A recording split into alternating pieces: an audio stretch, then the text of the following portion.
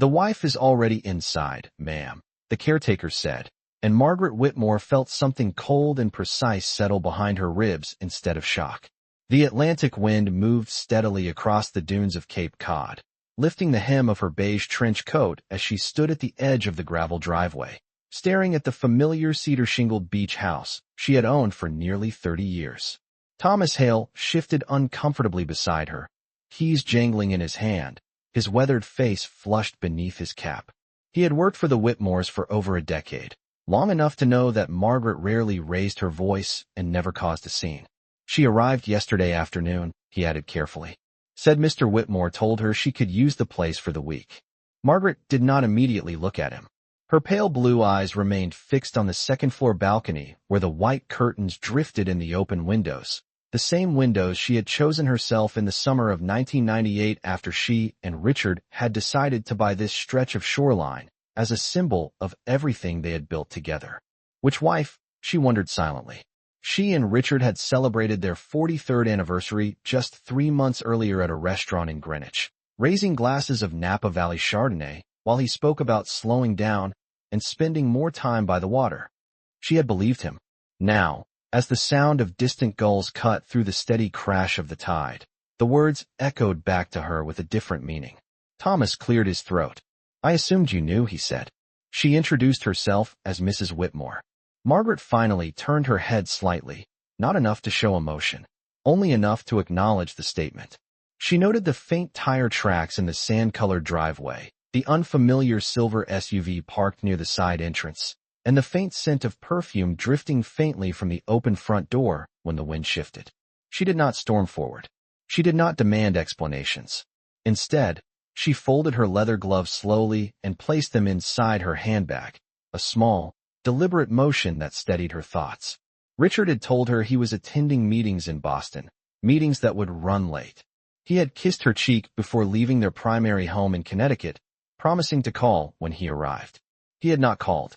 Margaret stepped closer to the house, but stopped short of the porch steps. This property, purchased with the inheritance from her late father and titled solely in her name, had always been her quiet sanctuary, a place where she hosted summer dinners, watched meteor showers from the deck, and read novels while the sun dipped below the horizon. The idea that another woman was walking across those hardwood floors under the title of wife did not ignite fury in her chest. It sparked clarity. Thomas waited for instruction, visibly uneasy.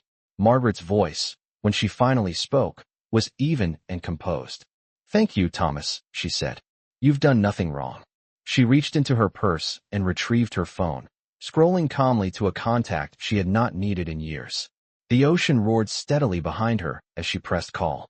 If someone was inside her house claiming her name, she would not respond with outrage. She would respond with certainty. And certainty, she knew, was far more powerful than anger.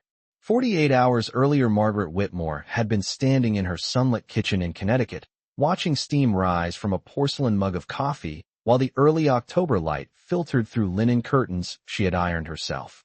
The house was quiet in the way large homes often are when children are long grown and routines have settled into predictable rhythms.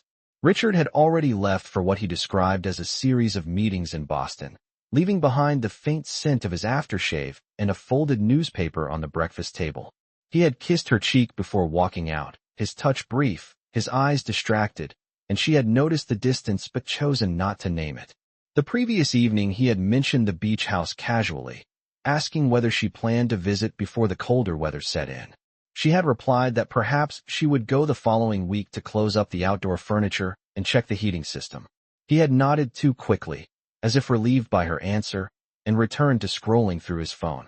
Margaret remembered the subtle details now with unsettling clarity. The way he kept his phone face down on the counter. The way he stepped outside to take certain calls. The unexplained increase in the monthly electric bill for the Cape property, which she had assumed was due to maintenance work. She had reviewed the online statements herself, noting the charges for water usage and grocery deliveries near the shoreline address. When she had asked Richard about it, he had laughed lightly and said that Thomas might have been running equipment or preparing the house for winter. She had accepted the explanation at the time because trust, after 4 decades of marriage, had felt like the most natural posture. Yet something had shifted in the quiet spaces between their conversations. Richard had begun using phrases like "I need more freedom" and "I am thinking about what the next chapter looks like." He framed them as reflections about retirement, about legacy planning, about simplifying investments. Margaret had responded with patience, suggesting they meet with their financial advisor to review assets and discuss transferring the beach house into a trust for future generations. Richard had changed the subject. On Wednesday afternoon, she had opened a drawer in his study searching for a warranty document and found instead a receipt from a boutique in Boston for a silk scarf she had never seen. The date matched one of his supposed late meetings. She had held the paper for several seconds before placing it back exactly where she found it. Margaret did not confront issues without preparation.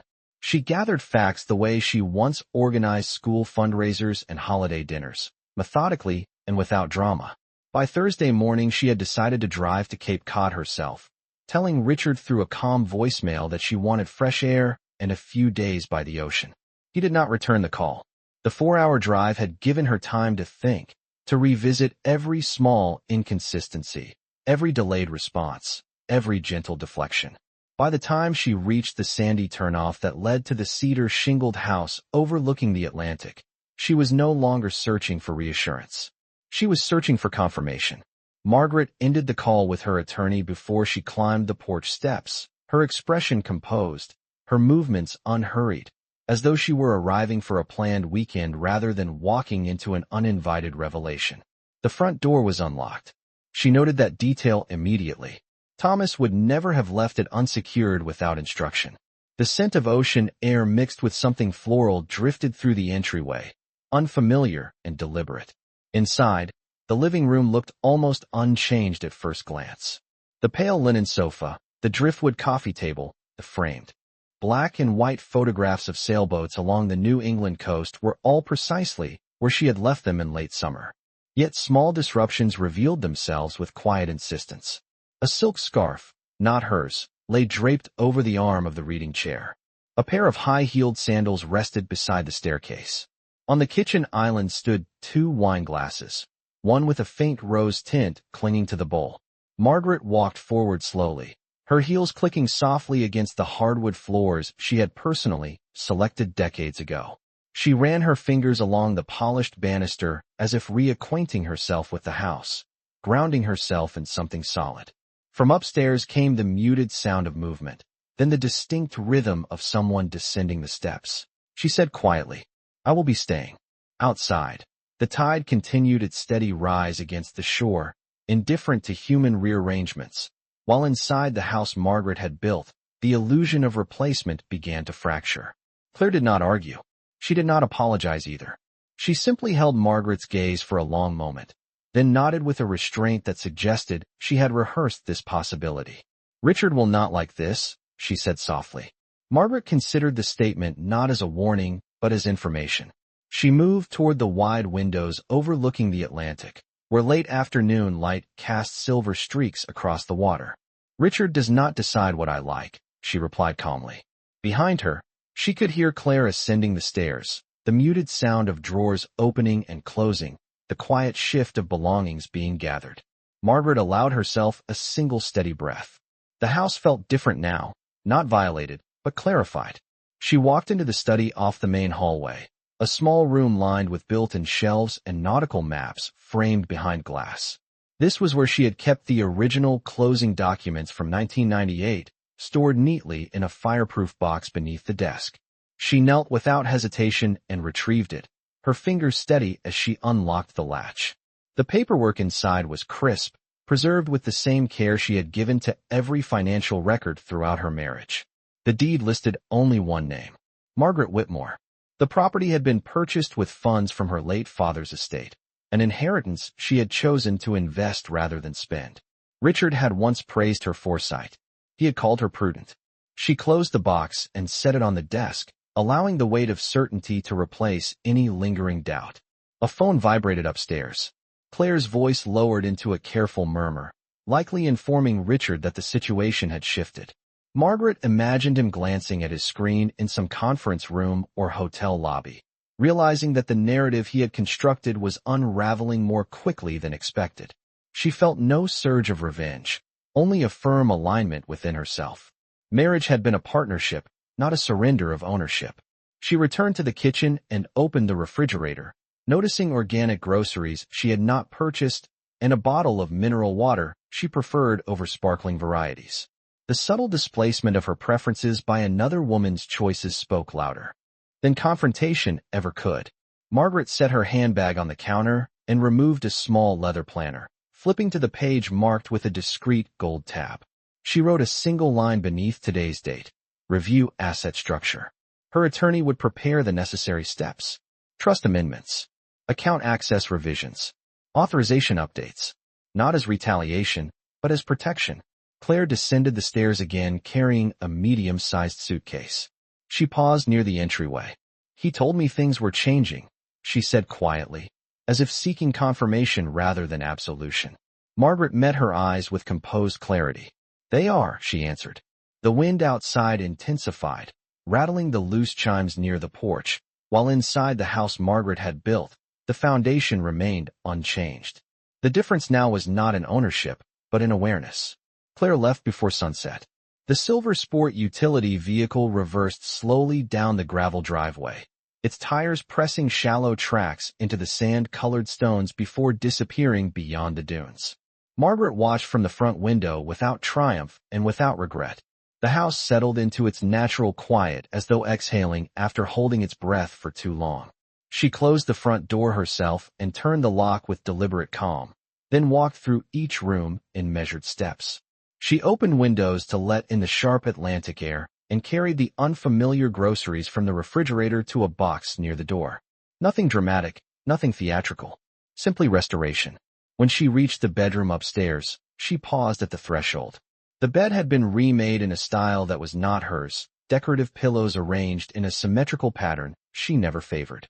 She removed them one by one and placed them neatly on the armchair in the corner. She replaced the sheets with the white cotton set she kept in the cedar chest, smoothing the fabric carefully across the mattress. The act was not about jealousy. It was about alignment. Downstairs her phone vibrated. Richard's name appeared on the screen. She allowed it to ring twice before answering. His voice was controlled but strained. He asked what happened. Margaret listened without interrupting. He spoke about misunderstandings, about evolving circumstances, about the need for honest conversations. She responded evenly that clarity had already begun. She informed him that the property remained legally hers, and that she would be reviewing all shared assets with counsel.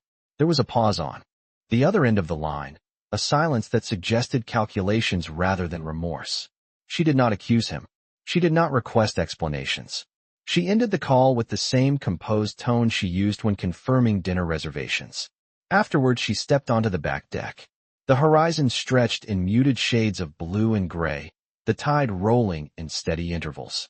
She wrapped a light sweater around her shoulders and leaned against the railing, feeling the cool wood beneath her palms. For years, she had believed that security came from partnership, from shared vision, from promises made over anniversaries and holiday dinners. Now she understood that security came from documentation, from awareness, from never relinquishing what had been built in her own name. Inside the house, the quiet felt different, not empty, but intentional.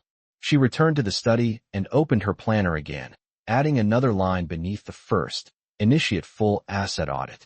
The wind carried the scent of salt and distant rain as evening settled along the coastline. Margaret stood alone on the deck, not abandoned but alert, the rhythm of the ocean matching the steady resolve forming within her. The house remained hers. The name remained hers. And whatever came next would unfold on terms she chose, not ones quietly assigned to her in her absence. Richard arrived just after 9 the following morning, his sedan pulling into the driveway with a restraint that suggested he was measuring every movement. Margaret saw him from the kitchen window as she poured herself a cup of coffee, the same porcelain mug she kept exclusively at the beach house. She did not hurry outside. She did not stand waiting on the porch. Instead, she remained at the counter, listening to the muted slam of the car door and the steady approach of his footsteps across the gravel. When he entered through the unlocked front door, he paused in the entryway, as if expecting resistance. What he found instead was order. The unfamiliar shoes were gone. The extra wine glasses had been washed and returned to the cabinet. The air carried only the scent of ocean and brewed coffee. Margaret looked up from the island where she had arranged several folders in a neat row. "Good morning, Richard," she said evenly. He removed his jacket slowly, scanning the room as though trying to detect how much had shifted overnight. He began with explanations rather than apologies. He spoke about complicated transitions, about relationships evolving, about how he had intended to tell her once matters were settled. Margaret listened without interrupting, her posture relaxed, her hands folded lightly atop the documents. When he finished, she slid the top folder toward him. Inside were copies of the deed, highlighted with careful precision. Her name stood alone on the ownership line. "You should read that again," she said calmly.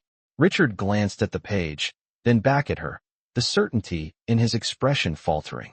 He attempted to redirect the conversation toward shared assets, toward retirement plans and future arrangements. Margaret responded by opening the second folder, revealing a summary prepared by her attorney that outlined trust options and account restructuring. "I will be protecting what is legally mine," she said, her voice steady. "And I will be reviewing everything else with counsel present." Richard exhaled slowly, the weight of his assumptions beginning to settle around him. He had likely believed that emotional leverage would soften her response, that decades of marriage would blur the lines of ownership. Instead, he found a woman who had already completed her audit, who had already anticipated every pivot. Margaret rose from her chair and walked to the window overlooking the Atlantic. The tide was lower now, revealing smooth stretches of wet sand that reflected the morning light. She spoke without turning around. "You may decide how you wish to proceed," she said. "But understand this house, and what it represents, is not negotiable." Behind her, Richard remained silent, the sound of distant waves filling the space between them. Margaret felt no triumph, only alignment. The uncertainty that once lingered in quiet corners of her thoughts had been replaced by clarity. Whatever story he had been constructing elsewhere had reached its boundary here. And in this house, on this stretch of coastline, she was not being replaced. She was reclaiming. Richard remained in the kitchen long after Margaret finished speaking, his eyes moving between the folders on the island and the steady line of her posture near the window. He attempted once more to frame the situation as temporary confusion, suggesting that Claire had misunderstood conversations about separation and restructuring. Margaret turned slowly to face him, not with accusation but with clarity that made further excuses feel unnecessary. "You introduced her as your future," she said quietly. "She introduced herself as your present." The distinction hung in the air, measured and exact. Richard ran a hand through his gray hair, the gesture revealing more fatigue than authority. He spoke about loneliness, about feeling unseen in recent years, about wanting something different without knowing how to articulate it.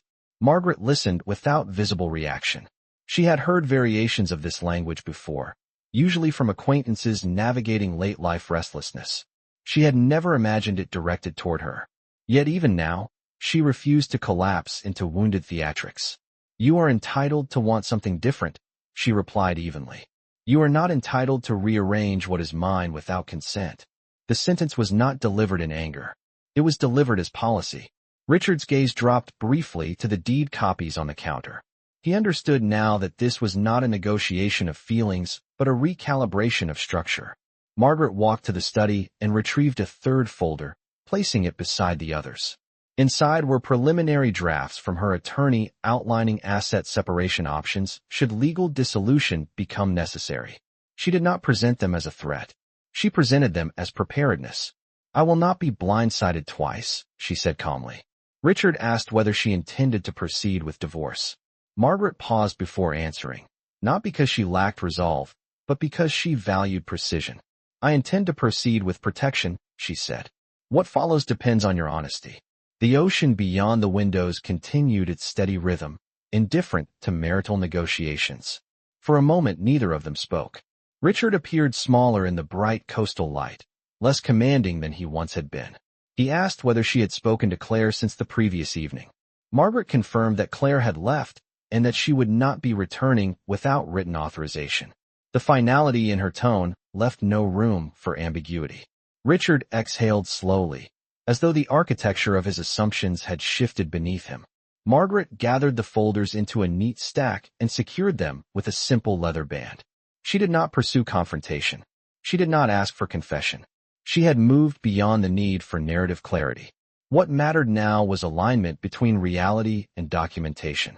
She looked at Richard one final time before stepping onto the deck once more, the cool salt air brushing against her face. She understood that the next chapter would not be written through raised voices, but through signatures, through measured conversations in offices with polished desks and legal language. And in that arena, she felt entirely prepared. Richard did not stay the night. He left before dusk, carrying nothing but his jacket and a silence that felt heavier than the folders Margaret had placed before him. The gravel shifted beneath his tires as he pulled away, and the sound faded quickly against the wide expanse of ocean wind. Margaret remained on the deck long after his car disappeared, watching the horizon as clouds gathered in muted gray layers over the Atlantic. The air carried a faint chill, the kind that arrives in New England just before true autumn settles in. Inside the house, everything was orderly. The study desk was clear except for her planner, and a slim legal envelope from Daniel Brooks confirming that preliminary asset reviews had already begun. Margaret moved through each room once more, not searching for evidence, but ensuring alignment. She checked the alarm system and updated the access codes. She contacted the security company to confirm that no additional key cards had been issued without her authorization. Each step was quiet, methodical, and final. Later that evening, she received a brief email from Richard. The message was restrained, acknowledging that discussions would continue and that he respected her position regarding the property. There was no mention of Claire, no defense, no plea. Margaret read the message once and archived it without response. She understood that silence, when chosen deliberately, could communicate more than argument. The following morning, she drove into town and met Thomas at the local hardware store. She requested new locks for the side entrance and arranged for installation before the weekend. Thomas worked efficiently, offering no questions, only a steady professionalism that Margaret appreciated. When the final lock clicked into place, she felt not anger but closure of a door that should never have been opened without her knowledge. In the afternoon, she sat at the kitchen island with her laptop and reviewed account statements with careful attention. Transfers were flagged, passwords updated, beneficiary designations verified. She scheduled an appointment in person with her financial advisor in Greenwich for the following Monday, not to escalate, but to formalize what had already shifted. As evening approached, the sky cleared into a pale wash of gold and lavender. Margaret carried a woven blanket onto the deck and seated herself in the chair that faced west. The tide rolled in steady rhythm, waves folding into themselves with quiet inevitability. She reflected not on betrayal, but on structure, on the quiet discipline of ownership, on the understanding that partnership without documentation was sentiment, not security. The house stood solid against the coastal wind, cedar shingles weathered but strong. Margaret closed her eyes briefly, listening to the ocean, feeling neither abandoned nor diminished. What had once been assumed was now verified. What had once been shared without boundaries was now defined. And in that definition, she felt something steady return to her chest. Not resentment, not revenge, simply control, measured and earned, like the slow and certain rise of the tide beneath a New England sky. By Monday morning, Margaret was seated across from Daniel Brooks in a quiet conference room overlooking the marina in Greenwich, a leather portfolio resting neatly on the polished table before her. Sunlight reflected off the water outside, casting faint ripples of light along the ceiling. She spoke in measured sentences, outlining the sequence of events without embellishment, without accusation. Daniel listened carefully, occasionally making notes, occasionally asking for clarification about account structures and property titles. When she finished, he folded his hands and confirmed what she already understood. The beach house was indisputably hers. Several joint investment accounts required updated authorization protocols. Any attempt to transfer or leverage assets without her signature would be contestable. Margaret nodded once, absorbing not reassurance, but confirmation. She authorized the immediate restructuring of select accounts and the establishment of a revocable trust solely under her name for the coastal property. She did not request divorce papers that morning. She requested insulation. Later that afternoon, she returned to the beach house alone. The sky had cleared into a bright, crisp blue, and the air carried the scent of salt and drying seagrass. Inside, the rooms felt settled, as though the brief disruption had already faded into memory. She placed the finalized documents inside the fireproof box in the study and secured it beneath the desk once more. Her phone chimed with a short message from Richard. He informed her that he had ended the other relationship and asked whether they could discuss reconciliation. Margaret read the message slowly. She considered the decades behind them, the shared holidays, the quiet mornings, the slow erosion she had ignored. She did not respond immediately. Instead, she walked onto the deck and watched a sailboat glide across the distant water, its white sail catching the afternoon light. After several minutes, she typed a reply. She wrote that discussions could occur, but only with full transparency and with legal counsel present. She wrote that trust, once fractured, required documentation to rebuild.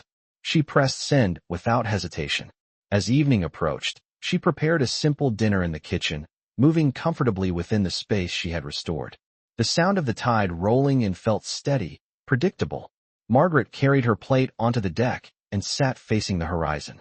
The sun lowered slowly, painting the sky in shades of amber and soft rose. She understood that what she had reclaimed was not merely property. It was authorship. She would decide whether this marriage continued or concluded. She would determine the terms. The house stood behind her, solid and unwavering against the coastal wind. Margaret did not feel victorious. She felt aligned. And as the final light slipped beneath the horizon, she realized that being called a wife meant nothing without ownership of one's own name. In this place, on this shoreline, that ownership remained entirely hers.